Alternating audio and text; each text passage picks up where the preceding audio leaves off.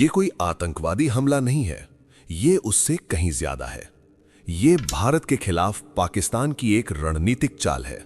जब तक पहलगाम में पहली गोली चली, हमलावर पहले ही 2 साल से कश्मीर के अंदर मौजूद थे। तो चलिए मैं कुछ असहज सवाल पूछता हूं। पहलगाम को निशाना बनाने से कुछ महीने पहले ही एक अमेरिकी सैटेलाइट कंपनी ने पाकिस्तानी फर्म के साथ साझेदारी क्यों की? क्या किसी को पहले से पता था कि क्या होने वाला है? चीनी सैटेलाइट फोन का इस्तेमाल क्यों किया गया? ऐसे फोन जो इतने एडवांस थे कि वे ट्रैकिंग की पकड़ में नहीं आए। भारत उन सिग्नलों को इंटरसेप्ट क्यों नहीं कर पाया? क्या ये एक विफलता की या युद्ध का एक नया तरीका? ये कहानी सिर्फ बंदूकों की नहीं है, ये सैटेलाइट्स, परछाइयों और खामोशी की कहानी है।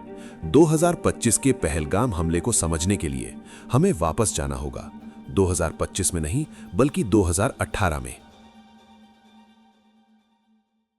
जून 2018 पाकिस्तान को आधिकारिक तौर पर आतंकवादी संगठनों को फंड देने के लिए FATF की ग्रे लिस्ट में डाल दिया गया। ये कोई सामान्य चेतावनी नहीं थी, ये उनके अस्तित्व पर मंडराता खतरा था।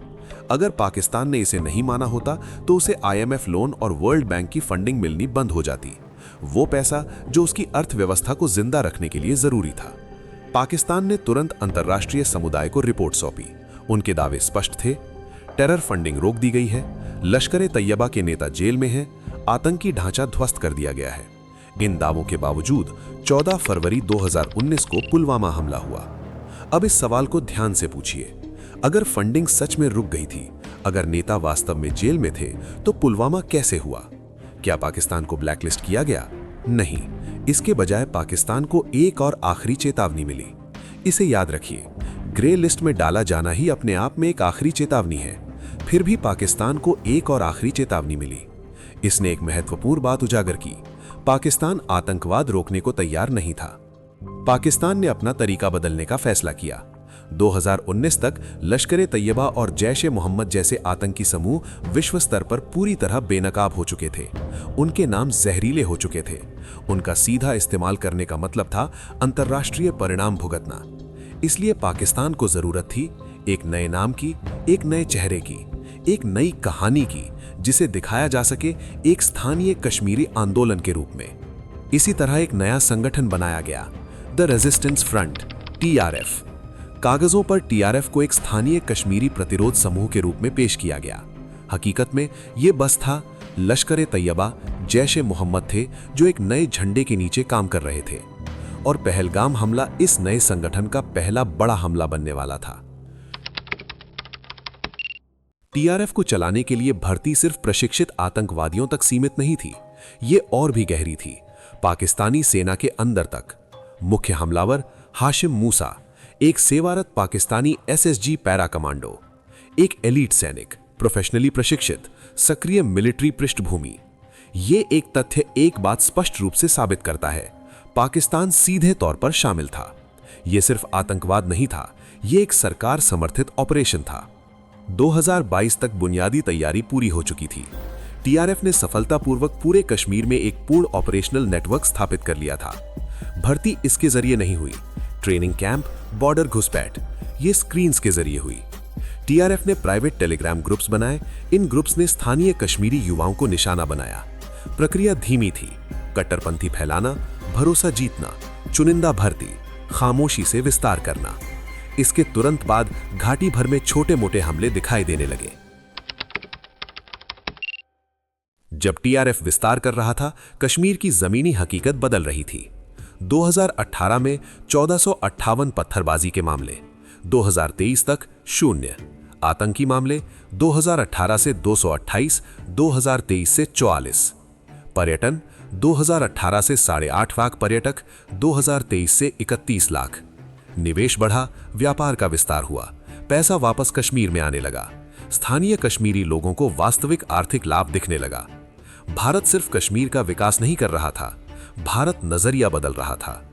POK में लोग देख रहे थे, उन्होंने देखा विकास, पर्यटन, भारत की तरफ वाले कश्मीर में आर्थिक विकास। भारत POK को युद्ध के जरिए नहीं चाहता, युद्ध लाता है अंतर्राष्ट्रीय दबाव, स्थानीय लोगों से नफरत। ये टिकाऊ नहीं है। भारत चाहता है कि POK अपनी मर्जी से भारत को चुने, अगर ऐसा होता है तो पीओके भी अनुभव करेगा विकास, पर्यटन, आर्थिक विकास। इस विचार ने पाकिस्तान को डरा दिया।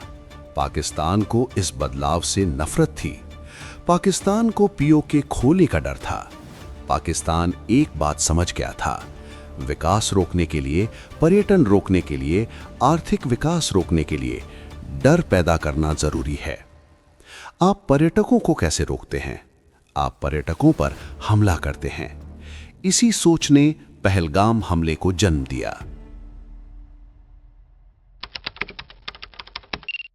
सितंबर 2023 में हाशिम मूसा, एसएसजी कमांडो, अली भाई, जिसे अली तलहा लश्कर सहयोगी के नाम से भी जाना जाता है, कश्मीर में दाखिल हुए। कठुआ सेक्टर, सांबा सेक्टर के जरिए उन्होंने इस्तेमाल किया स्थानीय मददगारों का, सेफ हाउस, सुरक्षित ठिकानों का। मूसा के पास एडवांस्ड कॉम्बैट ट्रेनिंग थी। वो जीवित रह सकता था बर्फीले हालात में, पहाड़ी इलाकों में लंबे समय तक जंगल में रहने के दौरान। बाद में 2 और हमलावर शामिल हुए, आदिल अहमद ठोकर, गुरी गांव अनंतनाग से, एहसान उल हक शेख, पुलवामा से। दोनों ने पाकिस्तान के आतंकी कैंपों में ट्रेनिंग पूरी की और 2024 में कश्मीर में दाखिल हुए। चारों हमलावर किश्तवाड़ के जंगलों में रहे। ये इलाका देता था घने जंगल, प्राकृतिक गुफाएं, खतरनाक रास्ता, छिपने के लिए एकदम सही जगह। यहीं से उन्होंने खुद को परखने के लिए छोटे सफल हमले किए। भारतीय इतिहास में पहली बार एक हमास नेता पीओके पहुंचा। रावलाकोट के शहीद साबिर स्टेडियम में उसने नेताओं से मुलाकात की, जैश-ए-मोहम्मद के, लश्कर-ए-तैयबा के। उन्होंने चर्चा की हमले की रणनीति पर, योजनाओं पर, कश्मीर ऑपरेशंस पर। सिर्फ 1 हफ्ते बाद कुछ असामान्य हुआ। एक अमेरिकी सैटेलाइट कंपनी मैक्सार ने पहलगाम की सुपर रेजोल्यूशन इमेजेस की भारी मांग देखी। ये अजीब था। पहलगाम कोई युद्ध का मैदान नहीं है, ये एक पर्यटक स्थल है। ऐसी तस्वीरों तक पहुंच बेहद प्रतिबंधित होती है। आमतौर पर केवल एजेंसियां जैसे इसरो, भारत सरकार ही उन्हें प्राप्त कर सकती हैं। फिर एक और तथ्य सामने आया। जून 2024 में BSI नाम की एक पाकिस्तानी कंपनी ने अमेरिकी सैटेलाइट कंपनी के साथ साझेदारी की। इस साझेदारी ने BSI को हाई रेजोल्यूशन सैटेलाइट इमेजेस बेचने का अधिकार दिया। इसका कोई सीधा सबूत नहीं है कि BSI ने पहलगाम की तस्वीरें आतंकवादियों को बेचीं, लेकिन संभावना मौजूद है और समय गंभीर सवाल खड़े करता है। हमलावरों को पाकिस्तान से हुआवे सैटेलाइट कॉलिंग फोन का उपयोग करके गाइड किया जा रहा था। ये फोन चीनी सैटेलाइट नेटवर्क का उपयोग करते हैं, डिवाइस टू डिवाइस कम्युनिकेट करते हैं। इन्हें ट्रैक करना बेहद मुश्किल है। यही वजह है कि भारतीय एजेंसियां उन्हें ट्रेस नहीं कर पाईं। घने जंगलों के अंदर रास्ता खोजने, नेविगेशन के लिए उन्होंने अल्पाइन क्वेस्ट ऐप का इस्तेमाल किया। ये ऑफलाइन काम करता है, बिना इंटरनेट के, जंगल में मूवमेंट के लिए एकदम सही। हमले की योजना उस दिन बनाई गई थी जिस दिन अमेरिकी उपराष्ट्रपति भारत का दौरा कर रहे थे। वैश्विक ध्यान, अधिकतम प्रभाव। उन्होंने पहलगाम की बैसरन घाटी को चुना क्योंकि वहां ठीक से कनेक्टिविटी नहीं थी, पर्यटकों की बहुत ज्यादा मौजूदगी थी, गाड़ियों की पहुंच नहीं थी, CCTV कैमरे नहीं थे, सुरक्षा बलों को पहुंचने में 30-40 मिनट लगते थे। ये हमले के लिए आदर्श स्थान था। पुरुषों और महिलाओं को अलग किया गया। पुरुषों से धर्म के बारे में पूछताछ की गई। हिंदू पुरुषों को गोली मार दी गई। एक आदमी जिसने कलमा पढ़ा उसे छोड़ दिया गया। एक ईसाई व्यक्ति से फिलिस्तीन के बारे में पूछा गया, उसके बोलने के बाद उसे छोड़ दिया गया। किसी भी महिला पर हमला नहीं किया गया। एक टट्टू वाला सैयद आदिल हुसैन शाह ने आतंकवादियों को रोकने की कोशिश की। उसे गोली मारकर हत्या कर दी गई। आतंकवादियों ने सब कुछ रिकॉर्ड किया। उन्होंने गोप्रो कैमरे पहने थे और लाशों के साथ सेल्फी ली। उन्होंने जबरदस्ती 2 लोगों से फोन छीने और जंगल में भाग गए। पुलिस स्टेशन को सूचना मिली। पुलिस जल्दी नहीं पहुंच सकी। उन्होंने पास रहने वाले स्थानीय लोगों से संपर्क किया। स्थानीय लोग घायलों को अपनी पीठ पर लादकर अस्पतालों तक ले गए। CRPF के जवान लगभग 5 किलोमीटर दौड़कर आए क्योंकि गाड़ियां वहां तक नहीं पहुंच सकती थीं। बाद में हेलीकॉप्टर पहुंचे और रेस्क्यू ऑपरेशन शुरू हुआ, लेकिन तब तक बहुत देर हो चुकी थी। हमले वाली जगह से पुलिस ने खाली कारतूस बरामद किए। जांच में पता चला आतंकवादियों ने अमेरिकी M4 राइफलों का इस्तेमाल किया था। ये हथियार AK-47 से ज्यादा एडवांस हैं, नाइट विजन को सपोर्ट करते हैं। फोरेंसिक विश्लेषण से पता चला कि हथियार अफगानिस्तान से आए थे। अमेरिकी वापसी के बाद बड़ी मात्रा में हथियार पीछे छोड़ दिए गए थे। ये हथियार पहुंचे अफगान ब्लैक मार्केट में, फिर पाकिस्तान, फिर कश्मीर। हथियार और गोला बारूद ड्रोन का इस्तेमाल करके कश्मीर पहुंचाए गए थे।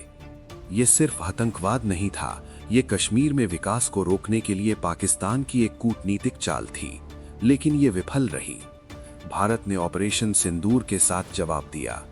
आतंकी कैंप नष्ट कर दिए गए, सुरक्षा बढ़ा दी गई। भारत ने एक स्पष्ट संदेश भेजा, कश्मीर खुला है, कश्मीर सुरक्षित है, कश्मीर आगे बढ़ रहा है। पाकिस्तान ने कश्मीर के विकास को रोकने की कोशिश की, लेकिन पर्यटन बढ़ता जा रहा है, निवेश बढ़ता जा रहा है और कश्मीर प्रगति करता जा रहा है।